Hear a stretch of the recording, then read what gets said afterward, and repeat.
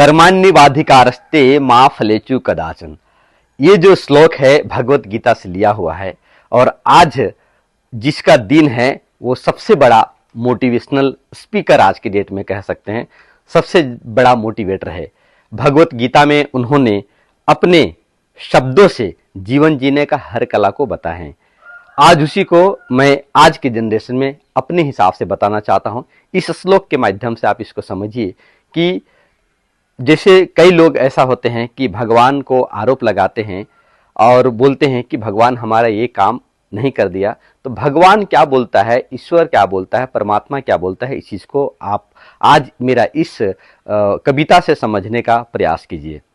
कहते हैं माना कि अंधेर बहुत है, चारों ओर नाकामी है, माना कि थक कर टूट गए और सफर अभी दूरगामी है।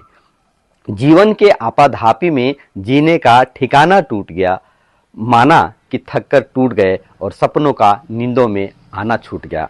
माना कि हिम्मत टूट गई और आंखों में निराशा छाई है, माना कि हिम्मत टूट गई, आंखों में निराशा छाई है, माना कि चांद पे ग्रहण है और रात अभी गहराई है। जब ऐसी परिस्थिति, ऐसी विपदा हो, तब भगवान श्री कृष्ण जी कहते हैं भगवत गीता में और अपने श्लोक में कि कर्म तुम्हारा है, कर्म कर, कर्म ही तुम्हारा कल होगा।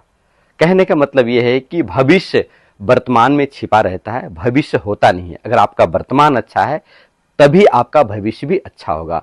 तो कृष्ण जी वही बताना चाहते हैं कि कर्म कर, कर्म तुम्हारा है, कर्म ही तुम्हारा कल होगा। और अगर कर्म में सच्चाई है तो कर्म कहाँ निष्फल होगा, हर संकट का हल होगा, आज नहीं तो निश्चिंत कल होगा। इस कविता में मैं यही बताना चाहता हूं कि जो कर्म है वो हमारे बस में है, फल हमारे बस में नहीं है। तो आप अपना कर्म को कीजिए, आपको अपने आप उसका फल मिलेगा। भगवान भी यही बताना चाहते हैं कि तुम्हारे बस में कर्म है, फल तुम्हारे बस में नहीं है। फल तो अपने आप मिलेगा, हम फल देंगे, परंतु आप कर्म अपना ईमानदारी से करें। कर्म में क्या त्रुटि रह गया, क्या गलती रह गया, क्या कमी रह गया, उसको देखो, उसको सुधार करो और सच्चाई के साथ में कर्म करो, तो कर्म का फल निश्चिंत होगा, आज नहीं तो कल होगा।